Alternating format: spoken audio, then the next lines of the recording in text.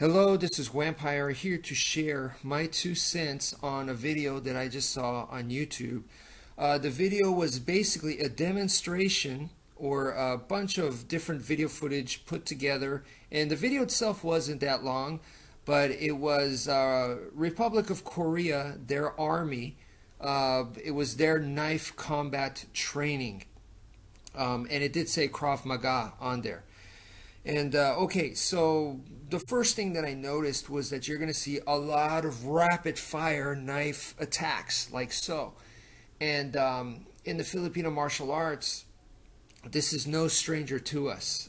Basically, when you do something like that, where you just continuously attack with a knife, and you're just flowing with these deadly knife attacks, we call this the blender. And we have a lot of techniques where we practice this kind of stuff, all kinds of arm weaving techniques. The Heaven Six is one of our most famous moves. But yeah, we have a rule of thumb. When you do the blender, basically it's like a fan that's like in motion. You don't stick your hand in that, right? A razor sharp fan that's like, you don't want to mess with that. You don't want to put your hand into that. So what we do is we just basically we want to step away from that because it's just non-stop. Why risk it? If you see an opening, great, go for it. But if you don't, and if it's that fast and that rapid, the best thing to do is just to move away from it, and the person can't maintain that. They can't continue that level of speed and that level of attack the entire time. So what you need is footwork. What you need is awareness, and you need to get out of it. Get out of there.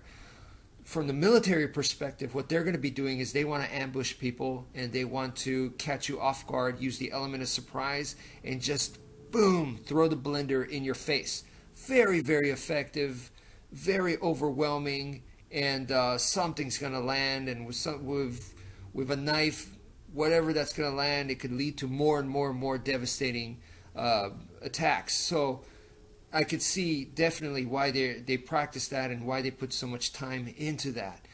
And then on top of that, what I saw was these guys were in great physical condition. So like I said, the first defense when someone does the blender is you move away and you let them tire themselves out. Well, these guys are in great shape, so they could probably do it for much longer than the average person. So it's kind of like they almost took away their own weakness. So I could see how that would be highly effective. It would be a scary thing to go up against these guys, right?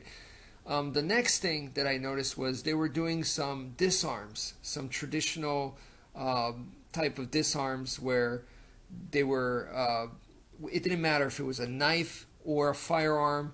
It was like rapid fire disarms, and it looked like something out of like the Bourne Identity. So this is technique practice. That's why I said traditional.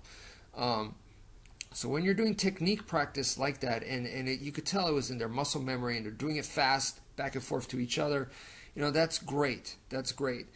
Now, a lot of times people who practice this kind of techniques in traditional martial arts gets criticized. They go, well, you're putting on a show, and it's not realistic. Well, is it not realistic? In a real life situation, if you pull it off, it probably would look something similar to that. Just the technique wise, not the result wise, because like when I watched Bourne Identity, if someone pointing a gun at me and then I know the technique and boom, I disarm the guy right here, bam, bam, I shoot the guy, but the next guy's already coming and the next guy, it's not going to end as clean as what you see in the Bourne Identity, because that's Hollywood, so in that movie, what you're going to see is like he'll hit the person once and they're knocked out cold, hits the next guy once and they're knocked out cold. Even if you shoot the guy's going to be in pain. He's not necessarily going to be immediately dead.